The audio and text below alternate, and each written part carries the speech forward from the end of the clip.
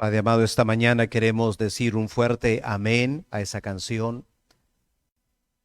Queremos ver tu gloria y queremos aprender a mirar la vida aquí en esta tierra a través de tus lentes. Danos, Señor, la gracia para ver la vida como tú la ves. Y danos sabiduría, Señor, ahora que vamos a leer tu palabra, para poder aplicarla a nuestras vidas, para que de esa manera, Señor, no solo podamos ver la vida como tú la ves, sino que podamos vivirla.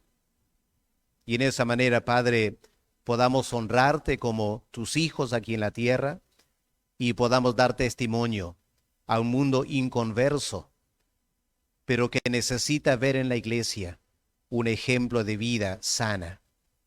Así que, Padre, acompáñanos ahora, bendice la lectura y la exposición de tu palabra. En el nombre del Señor Jesús te lo pedimos. Amén. Amén. Tomen asiento, hermanos. Vamos a buscar en nuestras Biblias la carta de Pablo a los Colosenses y vamos a leer esta mañana Colosenses, el capítulo 3, versículos 18 al 21. Continuamos el estudio de la carta de Pablo a los Colosenses y estamos entrando en una parte muy práctica donde el apóstol Pablo va a hablar acerca del matrimonio, acerca de la vida hogareña, los padres y los hijos. Así que no hay que pensar que la Biblia solo habla de teología y cosas abstractas. La Biblia también habla de cosas muy prácticas. Y vamos a escuchar esta mañana Colosenses 3, versículo 18 al 21. 4 versículos muy cortos, pero mucho para aprender esta mañana. Dice así la palabra de Dios: casadas, estad sujetas a vuestros maridos, como conviene en el Señor. Maridos, amad a vuestras mujeres, y no seáis ásperos con ellas. Hijos, obedeced a vuestros padres en todo, porque esto agrada al Señor. Padres, no exasperéis a vuestros hijos, para que no se desalienten. Hermanos, en los primeros siglos de la iglesia cristiana, los creyentes lograron predicar la palabra en tal manera que la iglesia francamente explosionó. Empezaron con 120 en Jerusalén, Hechos 2. Pedro predica, 3,000 se convierten. Un poco después, otra prédica, 5,000 se convierten. Tremendo crecimiento de la iglesia en Jerusalén. Y luego Dios llama al apóstol Pablo, él sale viajando por el Imperio Romano y en ciudad tras ciudad la iglesia se implantó. Y aunque parece mentira, en más o menos 250 años, la iglesia cristiana logró conquistar el vasto imperio romano. Increíble. Ahora uno podría preguntar, ¿y cómo la iglesia logró impactar y convertir a todo un imperio? Habría varias razones, pero una de las principales era la manera que los creyentes vivían. Y en particular, en la vida familiar. Los paganos, viendo cómo sus vecinos o familiares, al convertirse, cambiaban su forma de ser como matrimonio en el hogar, los padres y los hijos, y ese testimonio fue tan impactante que atrajo a los paganos a la iglesia para escuchar el mensaje del Señor. Han pasado 2,000 años. ¿En qué condición está el mundo hoy en día?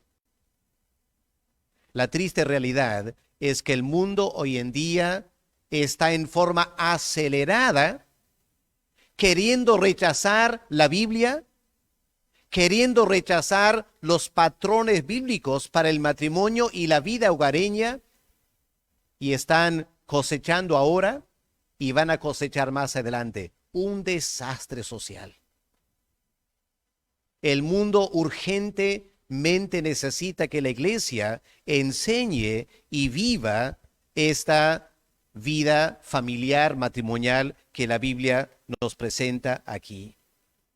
Ahora, el apóstol Pablo en la carta a los Colosenses nos da un incentivo para esta vida familiar. No hay que pensar que es fácil.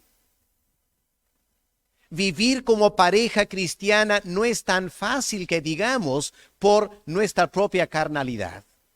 Y es igual en la crianza de los hijos.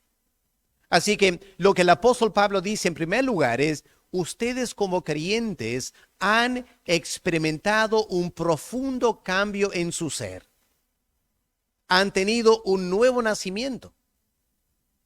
Ya no son las personas de antes.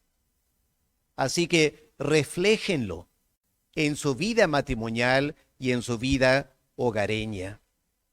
En la carta de Pablo a los Efesios, en capítulo 4 y el versículo 1, el apóstol Pablo añade un incentivo más. Cuando Pablo dice: aprendan a vivir dignamente como creyentes. No hay nada muy digno como creyentes de tener una vida matrimonial que no anda bien. No hay nada muy digno de la vida cristiana cuando los padres no sabemos criar a los hijos adecuadamente. Debemos honrar al Señor en la manera que vivimos como esposos y en la manera que estamos criando a nuestros hijos. Hoy en día la vida familiar se está destruyendo, ¿no es cierto? El mundo está queriendo experimentar con diferentes modelos matrimoniales. Un modelo que se está presentando como muy normal es un matrimonio donde ambos cónyuges son del mismo sexo. Varón con varón, mujer con mujer. En Inglaterra están conversando de experimentar con matrimonios a plazo. ¿Ya? ¿Quieres un matrimonio de 5 años o 10 años? Y están diciendo, los matrimonios no duran, así que ¿para qué tener un matrimonio a largo plazo para toda la vida? Y están preguntando a las parejas, ¿por cuántos años quieren casarse? Como si fuese un contrato de alquiler. ¿Quién paga el precio? Los hijos, ¿no es cierto? Los hijos no quieren eso. Los hijos no quieren que sus padres tengan un matrimonio de 5 años o 10 años. Los hijos quieren que los padres tengan matrimonio para toda la vida. Y cuando no se sigue el modelo bíblico, hay un desastre social más adelante. Ahora, ¿cómo debe ser la vida familiar de un verdadero cristiano? Hay que enfatizar esta mañana que lo que vamos a decir, lo que el apóstol Pablo escribe aquí, no es para el mundo. No puedes insistir o esperar que inconversos vivan de esta manera. No pueden hacerlo. Pablo está hablando a parejas cristianas, está hablando a padres cristianos y está hablando a hijos cristianos. Obviamente, los que no conocen al Señor harían muy bien en escuchar estos consejos. Pero se entiende que muchas veces no lo van a poder vivir sin la ayuda del Espíritu Santo. Vamos a empezar entonces con la vida matrimonial. ¿Cómo debe ser la vida matrimonial? Recordemos lo que dice Pablo aquí, versículos 18 y 19. Casadas, ¿cuál es su responsabilidad? Estad sujetas a vuestros maridos. Maridos, versículo 19, amad a vuestras mujeres. Ahora, hermanos, ¿qué les parece? ¿Qué es más fácil? ¿O qué es más difícil? ¿Para las mujeres sujetarse o para los maridos amar? ¿Qué es más fácil o qué es más difícil? Yo sé que a primera vista las mujeres piensan, pero pastor, eso es muy difícil. Los varones lo tienen fácil. Qué fácil es amar, qué difícil es obedecer. Pero piensa un momento, la cosa no es así. ¿Qué es lo que tienes que hacer para obedecer, para sujetarte? Simplemente doblegar tu voluntad a lo que la otra persona quiere que tú hagas, ¿no es cierto? Simplemente eso, doblegas tu voluntad. Lo puedes hacer de buena gana o de mala gana. Puedes obedecer, pero por dentro molesto, resentido. Es decir, obedecer no exige nada de ti, aparte de hacer caso a lo que te piden. Pero amar, no puedes amar en cualquier manera. No puedes amar con resentimiento adentro, ¿no es cierto? Puedes obedecer con resentimiento, pero no puedes amar con resentimiento. Puedes obedecer aunque adentro estás reclamando y pensando, esto es muy injusto, pero no puedes amar pensando que es injusto amar. No puedes. Así que la verdad es que el varón la tiene difícil, no la mujer. Amar es mucho más difícil que someterse. Requiere todo tu corazón amar. Obedecer es muy fácil en comparación. Ahora, estas normas que la Biblia establece para el matrimonio se remontan a la creación. ¿Se acuerdan? Dios creó a Adán y Eva, así que el matrimonio es el plan de Dios.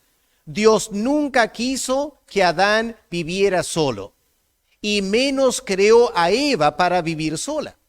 Lo normal en la vida humana es el matrimonio. Yo sé que hoy en día, por diversas razones, no todos encuentran su pareja o no quieren casarse, pero la Biblia lo establece como algo bastante normal.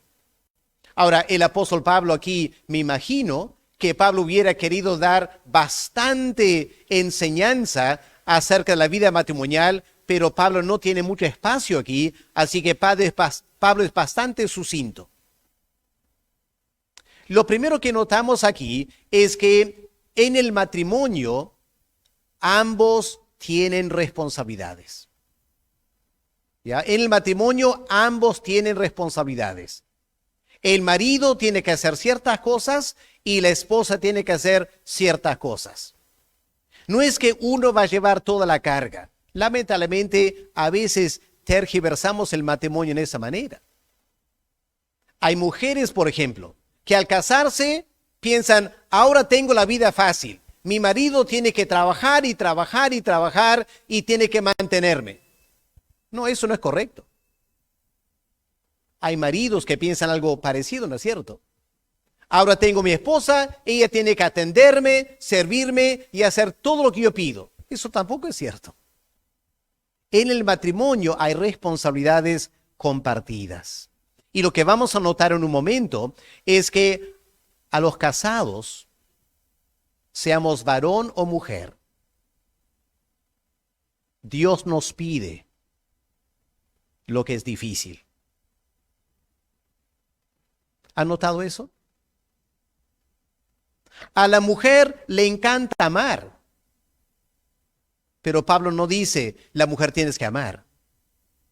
A la mujer le cuesta someterse, y por eso Pablo dice eso.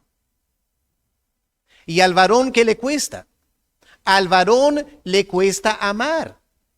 Realmente amar a su esposa como Cristo amó a la iglesia le cuesta al varón tremendamente, y por eso Pablo lo exige. O el Espíritu Santo lo exige de Pablo. Pero en primer lugar notemos eso, que ambos cónyuges tienen responsabilidades. Ahora, empecemos con las esposas, porque el apóstol Pablo empieza con ellas. Como acabamos de mencionar, el apóstol Pablo dice, casadas, estad sujetas a vuestros maridos. Ahora, para la mujer, hay algo en la mujer que le cuesta hacer eso. No sé qué será. Las mujeres sabrán quizás mucho mejor que yo. Me parece, le planteo como una sugerencia, es que la mujer fue creada para ayudar. Así que tiene esta tendencia de querer ayudar. Y a veces las mujeres piensan, el marido me estorba ayudarlo. Yo quiero hacer esto y otro para ayudarle y él pone trabas y me hace la vida difícil.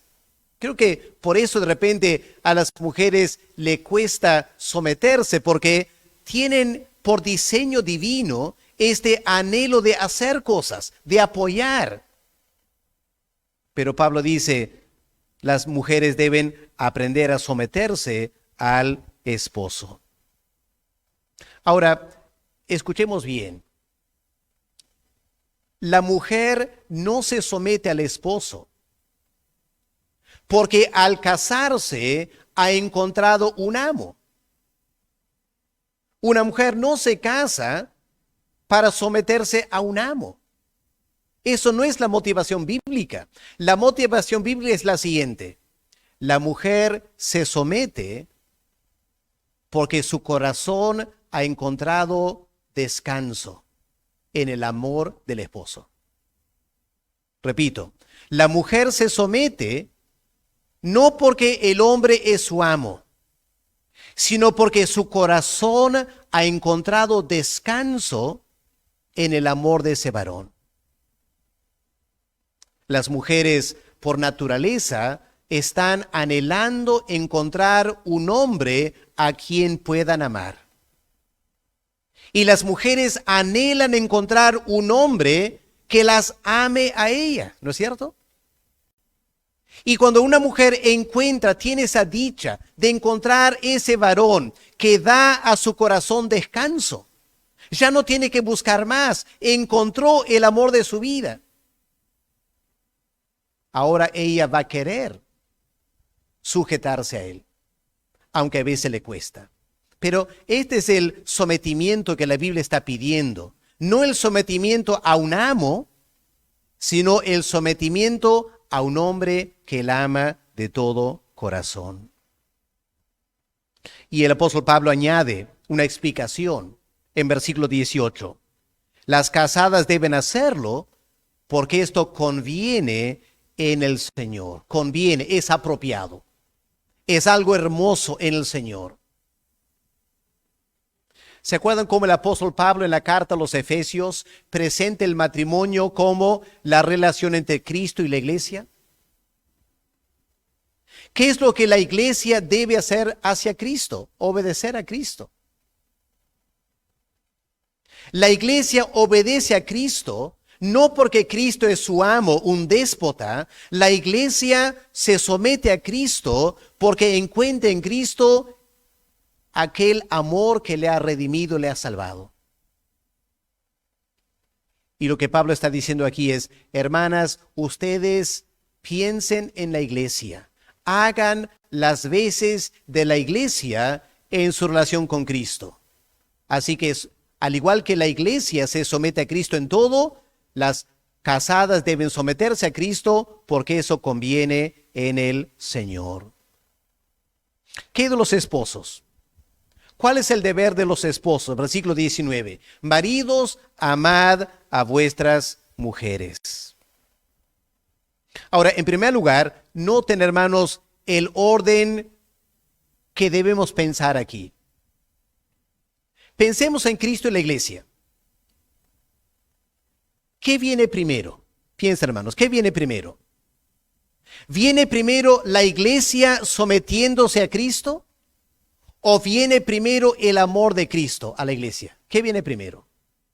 El amor de Cristo, ¿no es cierto? El apóstol Pablo dice, en esto aprendemos el amor. No en que nosotros hayamos amado a Dios, sino que Él nos amó primero. Y la iglesia se somete a Cristo porque Cristo la ama en primer lugar. Así que el esposo nunca debe andar exigiendo a la esposa obediencia. Lo que el esposo debe hacer es amarla en tal manera que ella se somete de todo corazón. Se somete voluntariamente, no por exigencia, menos por presión, sino que se somete porque el amor del esposo la conquista. Al igual que Cristo ha conquistado nuestros corazones con su amor. Así que el apóstol Pablo dice aquí, aunque lo pone en segundo lugar, en orden lógico es lo primero. El marido debe amar a la esposa y conquistarla, en tal manera que ella se somete a él con total libertad. Lo triste, y hay que reconocerlo como varones, lo triste es que hay algo en el varón que le cuesta amar a su esposa. Qué extraño, ¿no?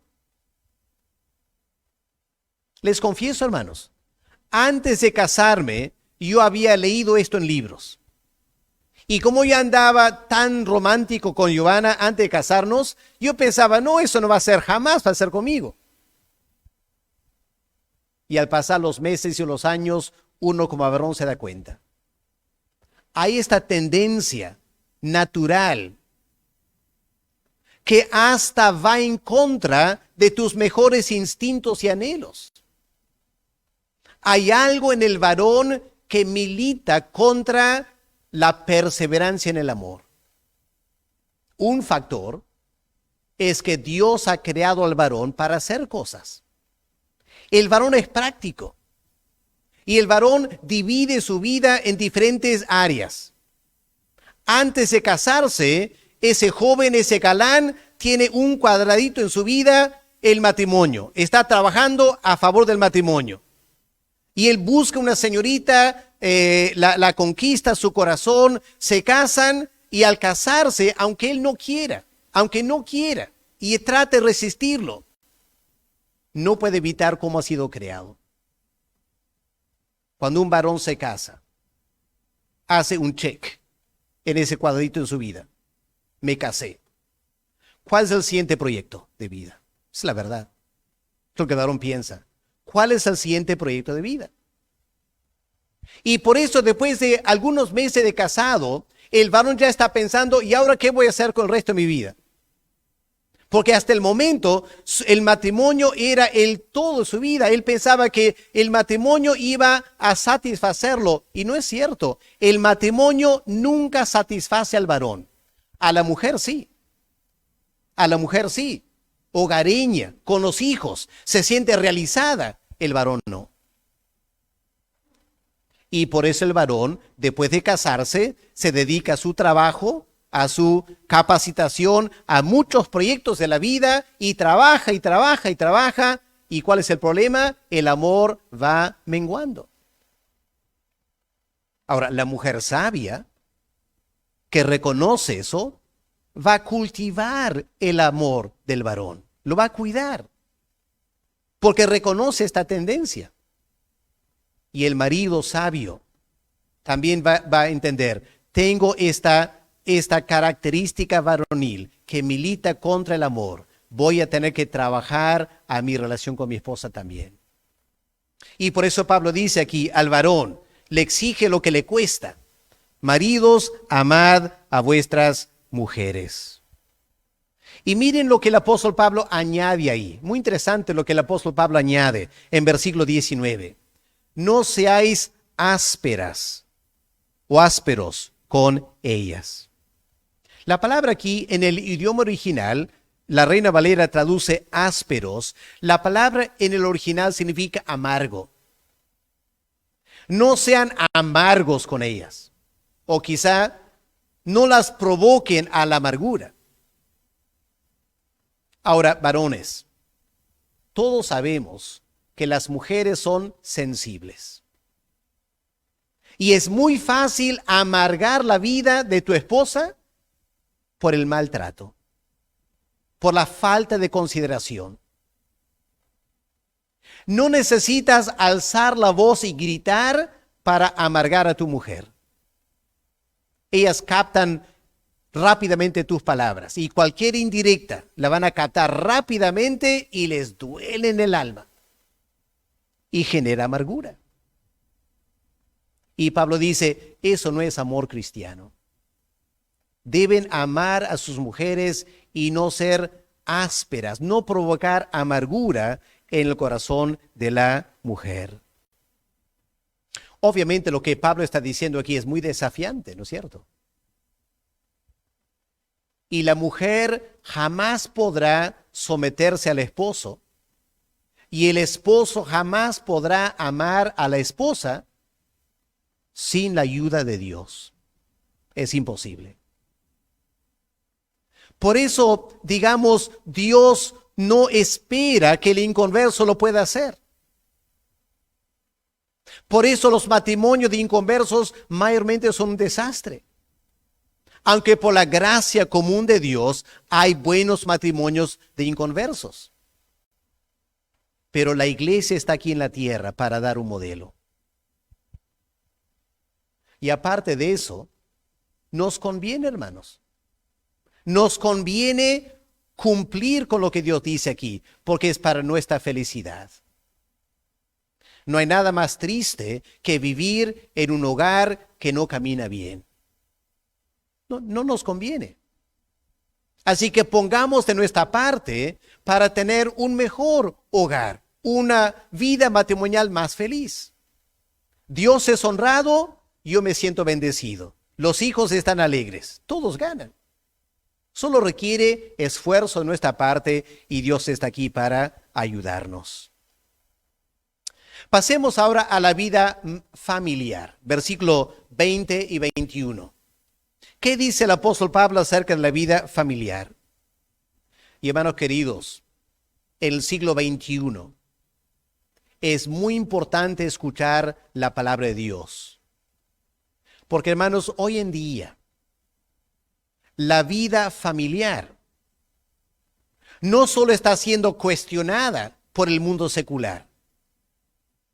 El mundo secular está deconstruyendo la vida familiar. ¿Qué significa eso? La está deconstruyendo. La está desarmando. Está cuestionando totalmente las bases de la vida familiar y va a ser un desastre en las siguientes generaciones. Así que tenemos que entender cuál es el modelo bíblico para la vida familiar. Y empecemos notando lo mismo que dijimos el matrimonio. En la vida familiar, es decir, hablando de padres e hijos, ambos tienen responsabilidades. No es solo los hijos, no es solo los padres. El Espíritu Santo a través de Pablo indica que ambos tienen responsabilidades. Y una vez más vamos a encontrar que Dios pide de ambos lo que les cuesta. A los hijos les cuesta obedecer. Y a los padres les cuesta no exasperar a los hijos. Y lo digo como padre. He vivido esta realidad con mis hijos. Es difícil para los padres no exasperar a sus hijos. Lo hacemos todo el tiempo, a veces sin darnos cuenta. Así que vamos a ver lo que el apóstol Pablo dice aquí. En primer lugar, a los hijos. ¿Qué es lo que Dios espera de los hijos? Versículo 20. Hijos, obedeced a vuestros padres. Y Pablo añade en todo. Recordemos, hermanos, que Pablo está hablando a una familia cristiana. Está hablando a hijos cristianos que tienen padres cristianos. Por eso Pablo puede decir, obedezcan en todo. Aquí no entra la pregunta que a veces se hace, pero pastor, ¿qué hago si mi padre me prohíbe ir a la iglesia? ¿O me prohíbe leer la Biblia? Bueno, Pablo no está hablando de esos casos. Pablo está hablando de un hogar cristiano.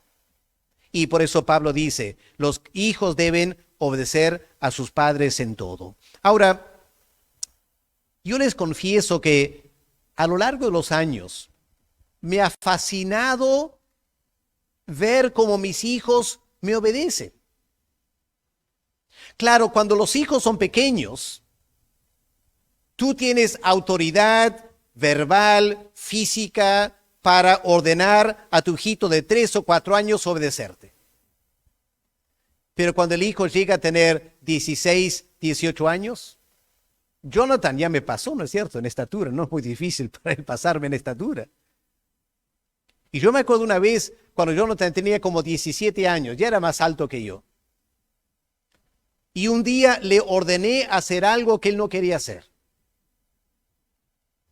Y confieso que me entró un pequeño temor pensando, ¿y qué si mi hijo no quiere y se pone un poco violento? No que Jonathan es violento, pero pasó por mi mente ese pensamiento. Y Jonathan, aunque no quería hacer lo que yo le estaba pidiendo y se molestó por dentro, él callado se fue y hizo lo que yo le pedí.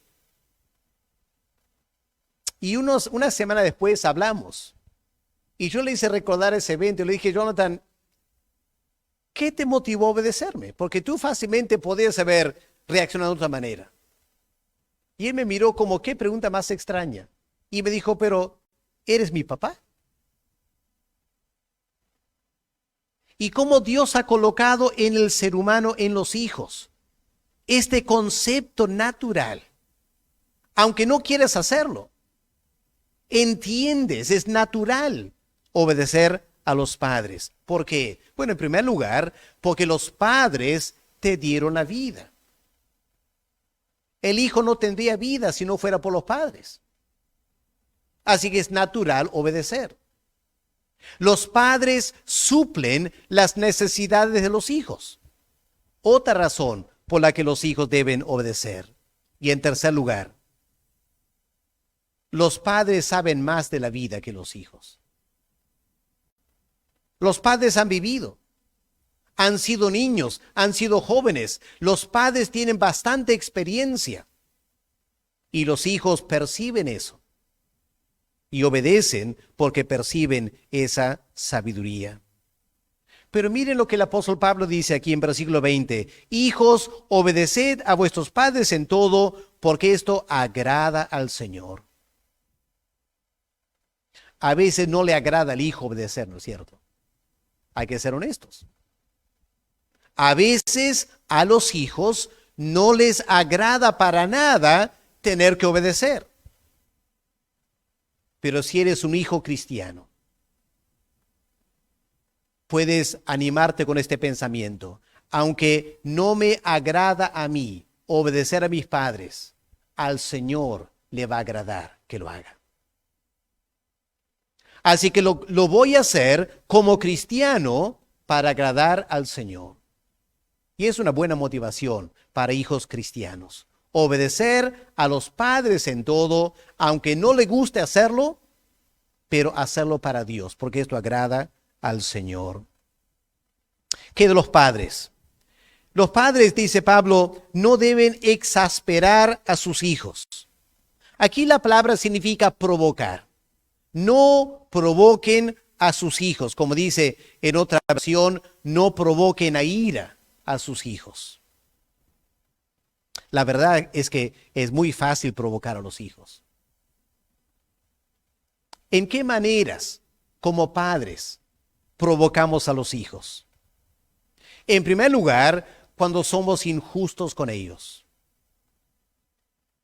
¿Y han notado que los hijos tienen un fino sentido de justicia? Y el día que el padre pide al hijo hacer algo que el padre no hace, el hijo se amarga. Siente una ira dentro. De repente el padre le dice, hijo, ordena tu cuarto. Y el hijo entra al cuarto de sus padres y un tremendo desorden. Y el hijo piensa, no es justo.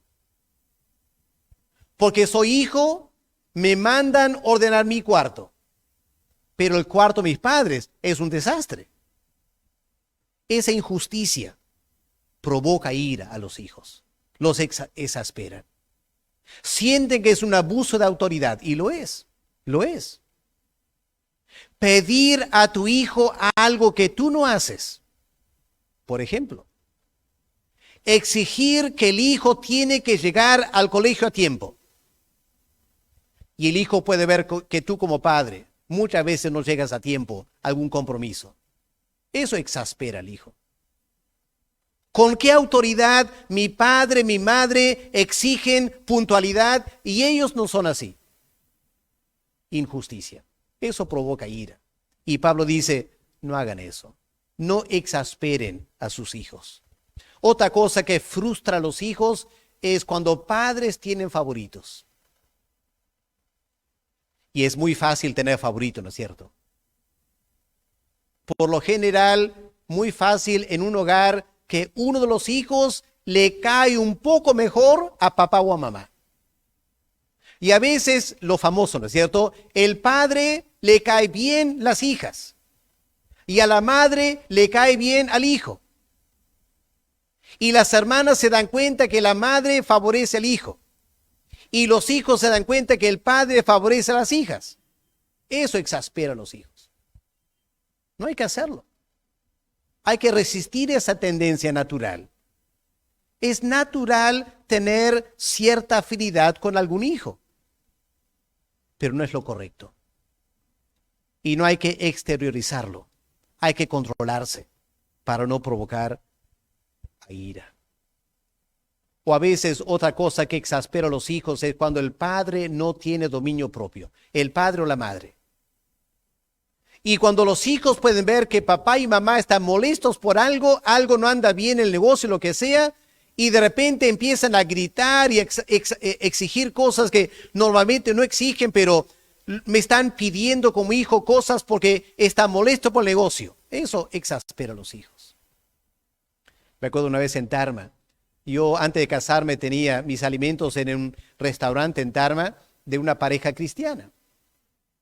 Y un día llegué al restaurante y noté que el hijo de 12 años estaba llorando desconsoladamente.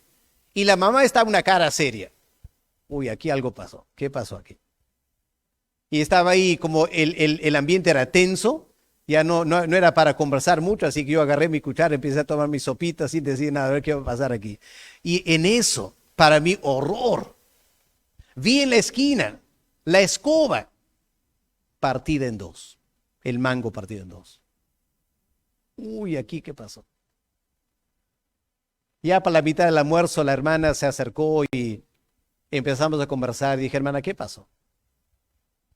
Jordiño, el niño, toda la mañana estaba fastidiando esto y el otro, algo pasó, algo inconsecuente. Derramó la taza, lo que sea, y ella, un arranque de ira, agarra la escoba y le da sobre su espalda y parte la escoba en dos.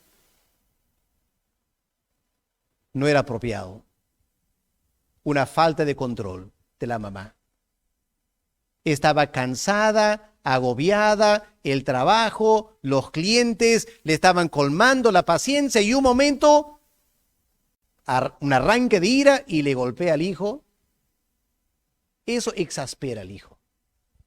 Cuando el hijo puede ver que los padres no tienen dominio propio. Y Pablo dice, padres, no sean así con los hijos. ¿Por qué no? Miren lo que Pablo dice para terminar. No exasperen a sus hijos para que no se desalienten. No se desaliente. ¿Qué significa eso?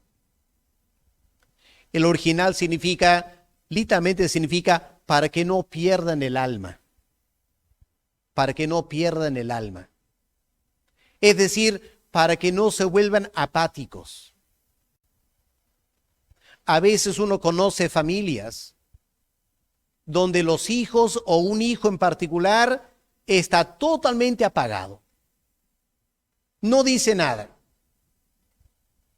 Y uno se da cuenta que ese niño ha sido dañado psicológicamente. De repente empezó como un niño normal, común y corriente, alegre, con su chispa y todo lo demás.